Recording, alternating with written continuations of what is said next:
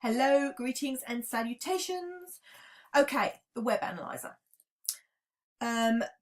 Before I started this new strategy, I was literally just waiting for the ching ching. I was going in, I was putting my pair onto my MetaTrader 4, I was doing a market execution, whether it be a buy or a sell, and I was setting it at a 3 pip take profit and a 15 pip stop loss. Then what I would do was physically watch every trade that I had taken. And if it went into profit, I just closed it. And if it started to turn the other way, I literally just stopped it and I closed it manually. Okay, I wasn't letting it hit the 3 pip take profit, and I wasn't letting it hit the 15 stop loss if I didn't think it was going to. I was physically doing it myself, which is why I was winning every trade, right? But I've decided to really kind of master this web analyzer. Now, this is my personal way that I've been doing it. You are free to use this web analyzer in any way that you want to do. Please go in and test it yourself. Try indicators, strategies, everything that you want to try. But this is what I'm doing, and some people like to know what other people are doing. So, yesterday, I was analysing, testing, trying things out, which is what you should be doing. I took every trade that came in UK time between 10:30 and 6 p.m, right? So during the day, that was when I was trading, right? Every time I got a ching ching, I put the pair onto my market execution, whether it was a buy or a sell, and I went into my web analyzer and I used my position tools to set it, and I set every trade to take 3 pip take profit and a 15 pip stop loss, and I didn't touch it at all. Once I'd set it, I walked away and I let the trades run to whether they were going to hit a profit or whether they were going to hit a stop loss, and I just wanted to record the results from me not touching them at all once I'd set that. Okay, so interesting results. As you can see from this, let me get it nice and straight. The blue is a profit. The red is when it hit a stop loss and it stopped me out and I lost. That's a loss, right? And even though I got lots of blue yesterday, the ones that hit my 15 pip stop loss, the amount of money that I lost blew my profits, right? So actually just setting your take profit and your stop loss and not monitoring them and not stopping them manually, you know, this might not be working for you. This is why some people are probably not getting the results that they want. So I decided to do a bit more analysis. I watched Bale Grenville's training, and I thought, right, I need to start using some of these indicators to see what sort of difference it actually makes, right? And it made a big difference. Right, let me show you. Right, I was literally now, every trade I took, I was asking, is it touching the Bollinger Band on the 15 minute, 30 minute and 5 minute? Is the RSI over 30 or under 30 or over 70 when the trade hit? So, look, it was touching the Bollinger Band. Yes. It was in the RSI. Yes. It was a profit. That one was a win, right? So, you've got 2 out of 2 indicators that are saying yes on this. You've got your RSI and your Bollinger Band. I made a profit. Right, so that's what brilliant. I've also got ones here that didn't go to the RSI, didn't touch the Bollinger Bands, but still made me a profit. So those ones I'm calling lucky, lucky, lucky, right? The one that stopped me out didn't hit the Bollinger Bands and it didn't hit the RSI. And when I went to Forex Factory that morning, these pairs were flagged up as going to be very volatile. US dollar, Euro USD and AUD, right? The one that stopped me out, I'm trying to do this backwards. The one that stopped me out was literally when Forex Factory said don't touch US dollars. So now I need to look at Forex Factory. The other one that stopped me out here, it didn't touch the Bollinger Bands, it wasn't in the RSI, and US dollar again. Forex Factory said don't touch it, and I touched it, and it stopped me out. Right, this one here that stopped out is a little bit of a mystery because it was touching the Bollinger Bands and the RSI was a 32, so it wasn't that far off. It looked like it should have been a good trade, but it stopped me out. So I'm not sure why that one just a bit of bad luck. But the ones that have got two blue yeses, so Bollinger Bands and RSI, a profit. Everything that was yes, yes, if it was the Bollinger Bands and the RSI, was definitely profit. Another one stopped me out here. It wasn't in the RSI, wasn't right. So that one. This one stopped me out here. See, it wasn't touching the Bollinger Bands.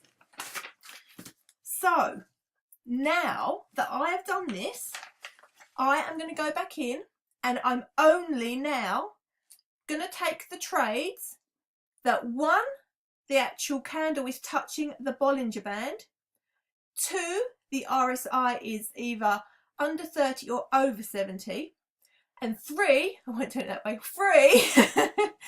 three, that's better. I'm going to check Forex Factory before I place a trade. And if Forex Factory tell me that at 1:30 p.m. the US dollar is going to have some big red flag news, then I am not going to trade that pair. Then using them three pieces of knowledge, I am going to only take the trades that are meeting all my criteria. And let me just see if I get pure profit from that. Okay, that'll be a very interesting experiment. So I won't go do it today because I'm off to a party, Christmas party. But this has been very, very worthwhile. I recommend that all of you do your own testing, your own analysis, and you try to find the perfect strategy for you. All right? I'm just going to literally now go to a screen share and I'm just going to explain what I mean by the Bollinger Bands and the RSI and the Forex Factory, the three things that I'm going to be checking for the next time I take all my trades. And then you can try that too maybe. But just remember, this tool is here for you to use in your own way.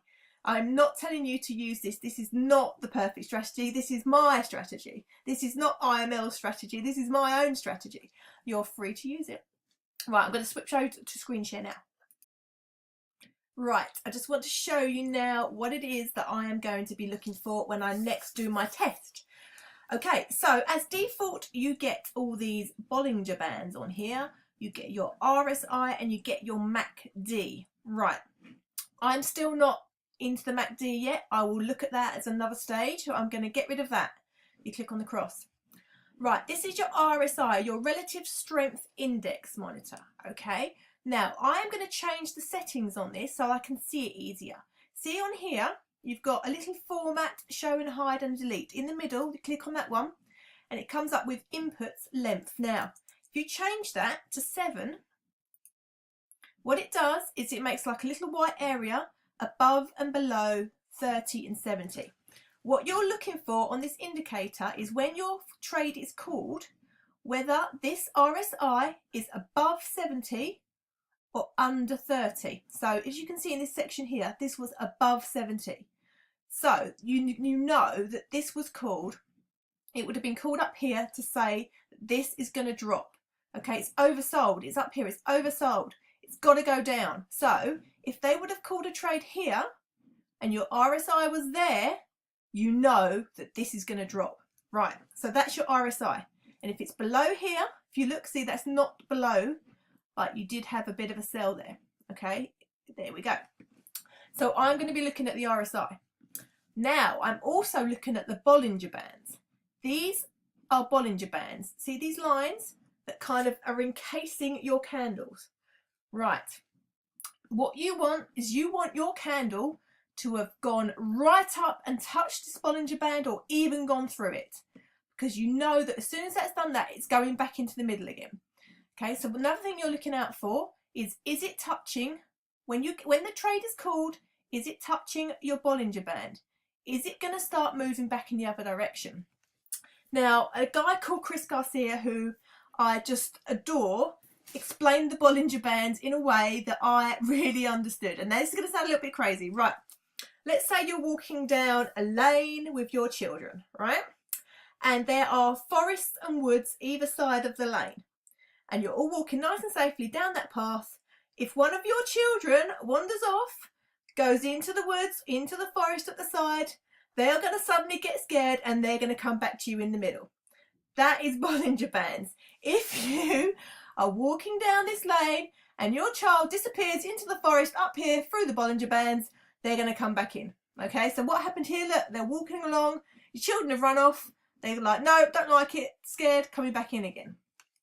Your Bollinger Bands. That's the way I explain Bollinger Bands, right? You want to make sure before you enter a trade that your candle is literally touching or broken the Bollinger Bands. This is going to narrow down the amount of trades that you are going to enter. If you do this way, this is what I'm going to try. I'm just testing, remember, I'm just testing this theory, okay?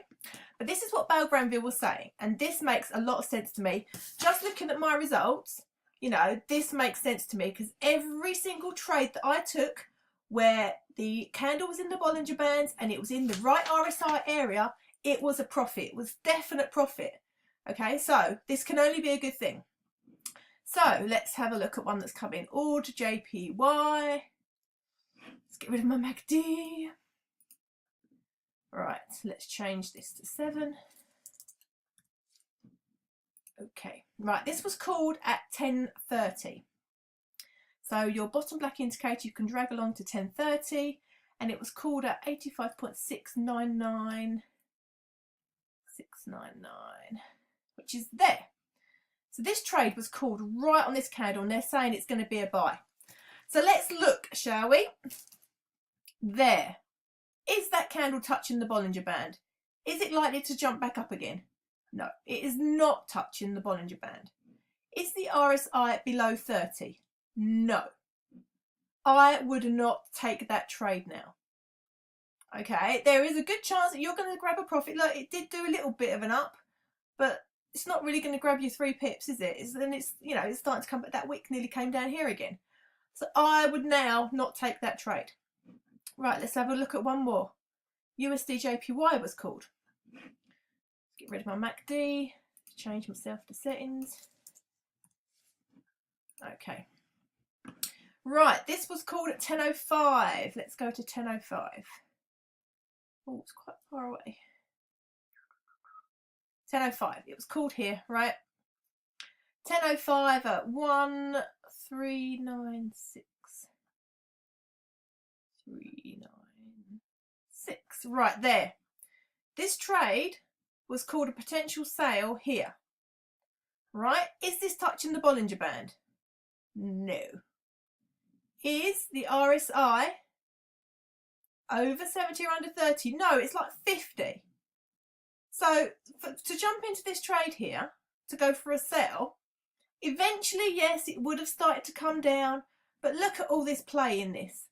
Look at all this. So what I would do now, using this new strategy, is I would wait until, look at this one here, look.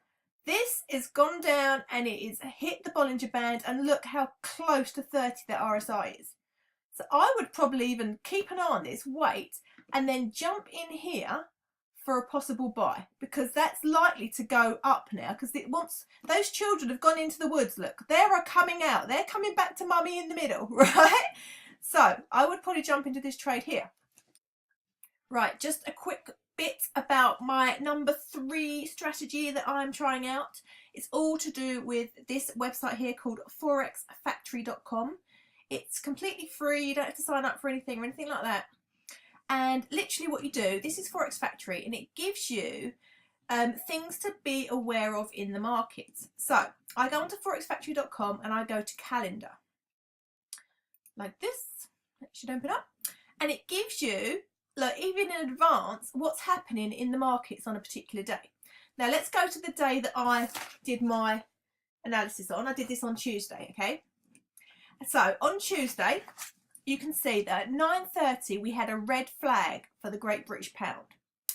The only ones that I look at are the red ones. The red ones are the ones that are kind of like warning. And then at 1:30 p.m. there was a red flag on the US dollar. 7 p.m. there was a red flag on the euro.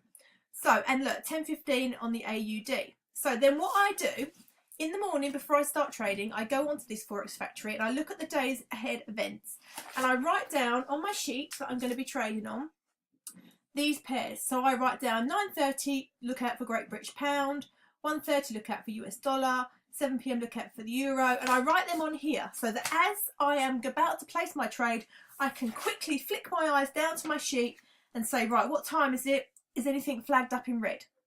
And if it is, don't touch it. Okay, so that is part 3 of my strategy that I am going to test. This is my strategy that I'm going to test to see if this, gives much better results. So that's Forex Factory. Don't forget to look ahead. So Wednesday's results here. Look how bad they are. Look, don't touch the USD from 1:30 p.m. onwards. Don't touch it, okay? Don't go near it. It's just, oh, that looks horrendous, right? Look, you've even got the word Trump on there, so you know it's going to be dodgy. Right, so look ahead to what's going on, please, and see if these help you with your trading. This is what I'm going to be testing over the next few days, so please follow along with me and let's see if this works. I have to go to a party now. I'm going to be very late, so I hope that really helps. I will carry on doing this test and analysis, and let's try to get the perfect strategy here. I will do all of that and I will do some trades using my new 3 strategies. Okay, thank you very much everybody. Have an awesome day. Catch you later.